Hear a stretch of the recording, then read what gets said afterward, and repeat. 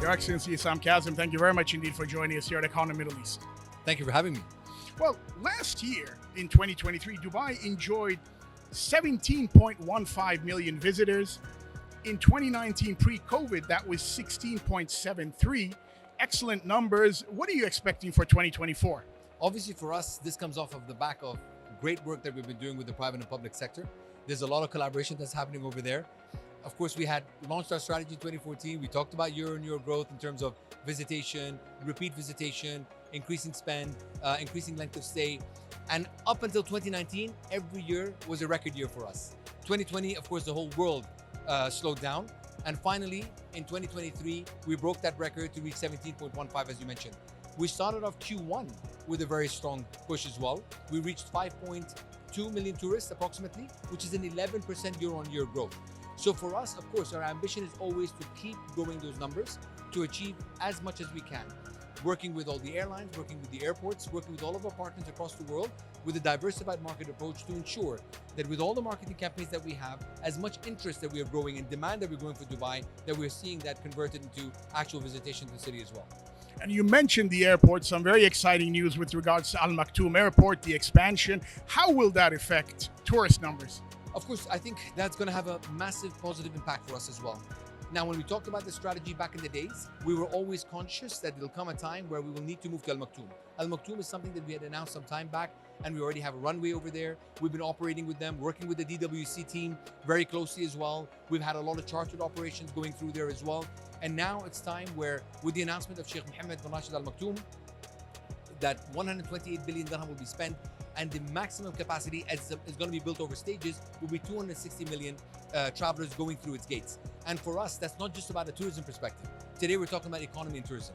And Dubai plays a massive role in transiting passengers through Dubai because of Emirates Airlines and all the others as well, but also from a logistics hub perspective as well. And those are some very, very large numbers. How will the hotel industry cope with those numbers?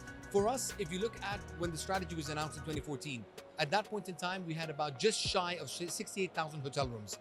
Today, we're talking about 152,000 plus hotel rooms. So it's showing you that there is that capacity. And if you look at the demand aspect of it, 83% occupancy rate, one of the highest in the world. ADRs are actually one of the best in the world. So from a terms of investment, there's a massive return for them as well.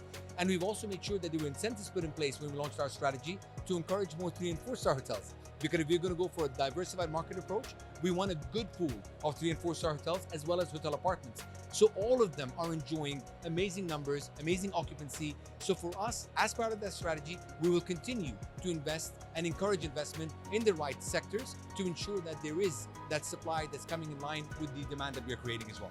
And the visa options have increased, visa on arrival. There's even talk of GCC-wide common visa in the talks, in the works. How will they affect the numbers? And have you seen a direct correlation with visas, the increased visa options and tourist footfall? Absolutely. There's a direct correlation between the two as well. Because if you think about it, from our perspective, when we looked at the visa aspect of things, all of this happened post-COVID.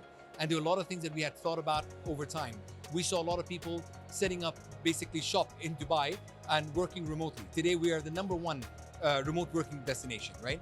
Since then, we've launched Golden Visa, Investor Visa. We've launched about skill set visas, related visas as well. We talk about multi-entry visas as well, 5-year visas. So there's a lot of products that are coming to place, including retirement, that more and more people have started to move to Dubai as well. So we become, according to Remitly, the #1 place to relocate to, city to relocate to.